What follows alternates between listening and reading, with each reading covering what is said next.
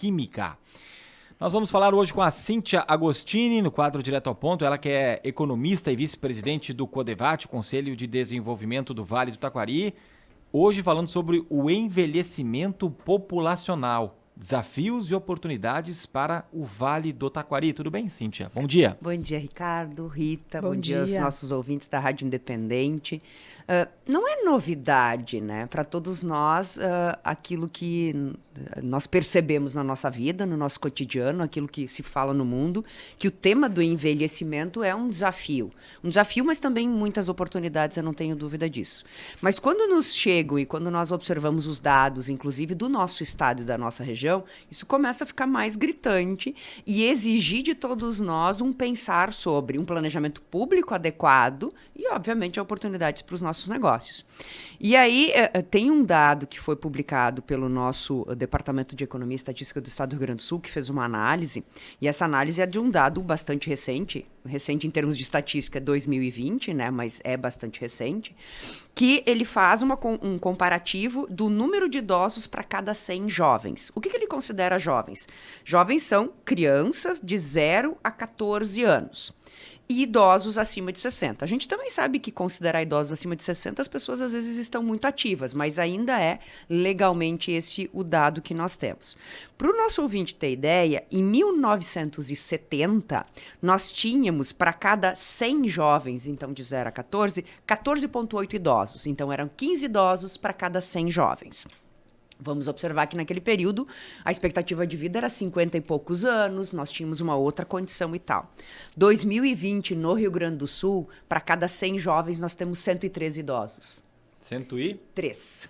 Ou seja, 15 jovens para 100 idosos em 1970, 113 idosos para cada 100 jovens em 2020 no estado do Rio Grande do Sul, na média estadual do Rio Grande do Sul. Essa é uma diferença muito significativa. Quando nós falávamos, né, de nós termos mais pessoas inativas, ou seja, dependendo mais de quem está na atividade lá em 2050, hoje nós já estamos falando que isso vai acontecer muito antes, em 2038, 2040. Para o nosso ouvinte ter ideia, se nós olharmos por região, tem regiões que ainda têm de 70 a 80 idosos para cada 100 jovens. É uma região no estado do Rio Grande do Sul.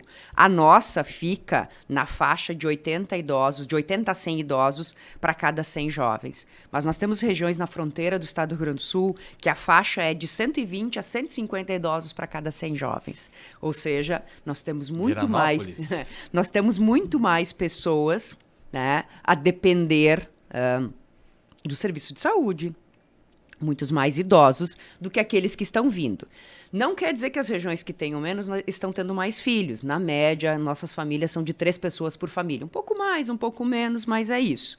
Isso quer dizer que as pessoas mais jovens estão migrando de algumas regiões, tá? E concentradamente as pessoas migram da fronteira para a região Porto Alegre, Serra, e aí vem Vale do Caí, Vale dos Sinos, Vale do Rio Pardo e Vale do Taquari. Somos nós que estamos recebendo população dessas regiões. E tem municípios nossos na fronteira que perderam 20%, 30% da população. Quem sobra lá naqueles lugares, com o perdão da palavra, quem fica, são as pessoas mais velhas. E aí, quando eu trago a pauta para o nosso ouvinte falando em desafios e oportunidades, é nessa perspectiva. São desafios do planejamento público, dos serviços públicos e de pensar uma cidade que dê conta de uma população mais velha, que não é mais pensar lá na frente, vamos projetar. Não, está acontecendo.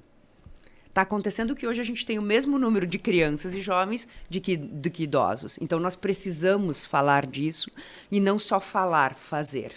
Por outro lado, se eu sou um empreendedor ou estou pensando no negócio, olhar para este público é um bom negócio. E não é só aquilo que é o óbvio, né? O óbvio que são um lar, são o atendimento às pessoas com necessidades, ou o óbvio que a medicina se qualificou muito para atender. É pensar uma casa, é pensar uma cadeira, é pensar um móvel projetado para uma população que envelhece e que tem necessidades distintas. É pensar um negócio que é um serviço, é pensar um cosmético. São muitas oportunidades. E nós não estamos falando só do Rio Grande do Sul. A gente está falando do mundo, está falando do Brasil, com as suas particularidades. Então, eu vejo muito na perspectiva, olhando para o Vale, né? Nós temos aí de 80 a 100 idosos, essa faixa nossa, né? Para cada 100 jovens, é quase igual. Nós temos ali na frente uma necessidade de ter mais mão de obra entrando para poder sustentar população ativa, para poder sustentar essa população inativa. Como nós vamos fazer? E a nossa região recebeu mais pessoas. Vamos lembrar daquilo que nós comentamos aqui com o nosso ouvinte há umas semanas atrás. A média do Vale Taquari de crescimento nos últimos 5 ou 6 anos foi de 9%, enquanto a média estadual foi de 1,5%. Ou seja, nós atraímos pessoas de outras regiões, de outros estados e outros países. Essa pode ser uma alternativa para pensar, né? Aí eu estou falando de força de trabalho. Mas e política pública, né? E oportunidades para os nossos negócios? São 15 idosos para cada 100 jovens, para 50 anos depois ter a mesma proporção, 100 para 100. Então é um desafio para o planejamento do Rio Grande do Sul, é um desafio para pensar política pública, e eu não tenho dúvida que é um olhar para os negócios que pode ser um olhar diferenciado. Será que esse olhar ele está acontecendo, Cíntia, como deveria, com a preocupação que deveria ter, com a visão mesmo? Acho que não, porque falar sobre esse tema a gente já fala há bastante tempo, né? Falar a gente fala há bastante tempo, mas eu não vejo concretamente, e eu não vou nem olhar para os nossos municípios, né? Porque os nossos municípios fazem o quê? Fazem o bom atender das pessoas idosas, né? Dar qualidade de vida e condições para essas pessoas. Mas, enquanto planejamento, isso aqui não é um planejamento para um ou outro, isso é um planejamento, no mínimo, estadual. E esse dado é gerado dentro do estado do Rio Grande do Sul. Então, eu acho que a gente fala e pouco faz. E se faz o que faz, na verdade, o pouco fazer é planejar muito pouco, fazer quase nada. Tá? Fazer quase nada. Alguns negócios estão percebendo essa oportunidade. Eu acho que esse é um outro tema. Tá? Mas imaginemos nós, a nossa região, como nós temos que repensar as nossas cidades para dar conta, né? De uma vida que é uma vida diferente. E que talvez cada vez mais nós vamos ter aí uma faixa da população com mais de 60 anos, que é o caso aqui. Alguns municípios nossos têm pessoas com mais de 80 do que crianças até 4 anos de idade, e que precisa ser pensado não só em termos de serviço público, mas também naquilo que é vida, qualidade de vida para essas pessoas, porque não é só o atendimento do problema. Não é só ir ao médico. Não é o problema de resolver. saúde. Isso, não é ser reativo. É proativamente pensar em qualidade de vida para toda essa população. Me parece que o setor da engenharia civil aqui da região já se atentou para isso, já está construindo condomínios específicos para que idosos morem nesses locais, que vai ter infraestrutura, que vai ter o suporte, que vai ter uma fácil acessibilidade, para que os filhos também não precisem ficar morando com os seus pais ou colocá-los, né, em asilos, né, lares de idosos, que não é uma coisa que as pessoas gostam. Hoje em dia, os idosos, tu vê uma pessoa, tu não consegue chamar de idoso. Eu vejo várias pessoas de 70, 75, não parece idoso. Antigamente, com 60, e ainda, né, na lei diz que 60 anos é idoso. Sim, mas enfim, eu vejo que esse setor está atento, Cíntia. Já tem condomínios que estão sendo construídos especificamente, e até para eles terem uma convivência, né? Um idoso que mora sozinho numa casa vai ter convivência com outro que mora em outra, e aí pode sair relação, enfim. Mas outros setores me parece que ainda não atentaram para isso, né? O que você acha que poderia ser feito, né? Talvez outros setores, o que você falou, é a mobilidade que é o primordial, ou é outro setor que talvez, por onde é que poderíamos começar?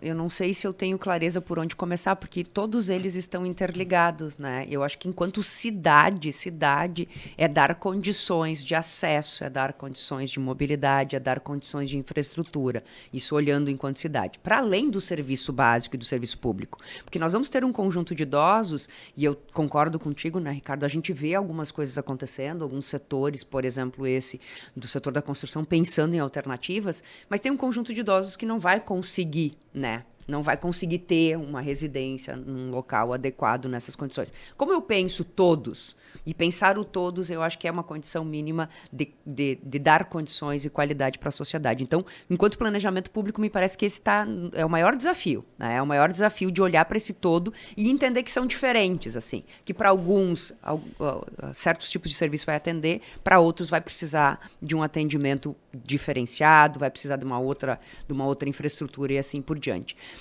Eu acho que não é um ou outro, né? Mas o planejar cidade olhando para este tipo de público é fundamental. E quero concordar, né, Ricardo? É difícil falar em idosos com mais de 60 anos, né? A expectativa de vida de 56 anos passou a 78 anos hoje. Então muda muito. Meus pais têm 70 anos e saem todo final de semana e vão para festa e vão dançar. E que bom, e que seja assim. Mas como nós conseguimos ajudar para dar qualidade de vida para todos? Que todos que queiram fazer ou que queiram fazer possam fazer. Então, é olhar diferente para as diferentes pessoas. E os setores, sim, perceberem como negócio. Tem muitos percebendo? Eu não tenho dúvida que tem. Mas olhar isto como uma oportunidade, eu acho que é fundamental. A Alessandra Brodes está conosco, ela que é da Univates, professora de Educação Física, que atende esse público, né, de idosos. Não sei se foi combinado aí, ou se ela estava sabendo do assunto, mas está conosco, né, Alessandra? Abraço para ti. Ela diz, na região, no censo de 2010... 5 municípios do Vale estavam entre os 10 municípios do Brasil com maior percentual de idosos. Ela ainda diz, casas asilares serão muito necessárias, pois as famílias não estão mais dando conta. Alessandra, um beijo. Não foi combinado, para ver como nós estamos conectadas, né?